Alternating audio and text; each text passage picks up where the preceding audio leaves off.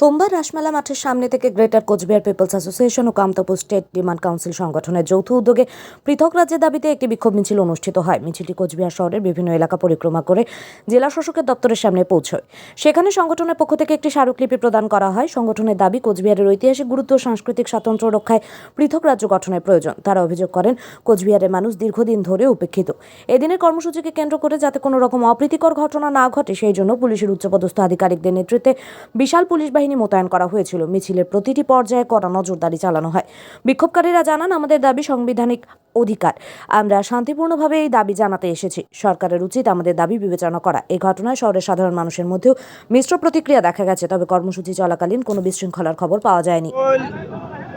এই যে আমার আজকে গণ ডেপুটেশন, এই গণ ডেপুটেশনের মূল উদ্দেশ্য হল ভারত মুক্তি চুক্তি মোতাবেক কোচবিহার আলাদা সেপারেট স্টেট এবং কেএসডিসি এবং জিসিপিএ গ্রেটার কোচবিহার অর্থাৎ জীবন সিংয়ের নেতৃত্বে এক্সকেল ও জীবন সিংয়ের নেতৃত্বে আমরা আজকে যে ডিএম অফিসের ডেপুটেশন দিয়েছি, ইমেল দ্বারাই আমরা আমার এই মেমোরেন্ডাম কেন্দ্রীয় স্বরাষ্ট্র দপ্তরতে পাঠাবো।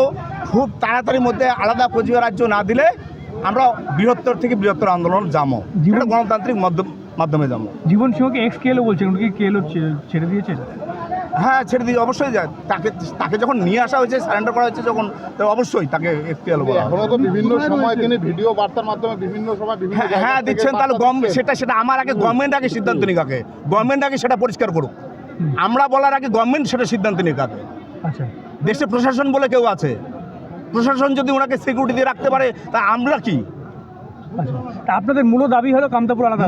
মূলত দাবি হলো কোচবিহার রাজ্য, বৃহত্তর কোচবিহার রাজ্য অর্থাৎ মার্জার এগ্রিমেন্ট।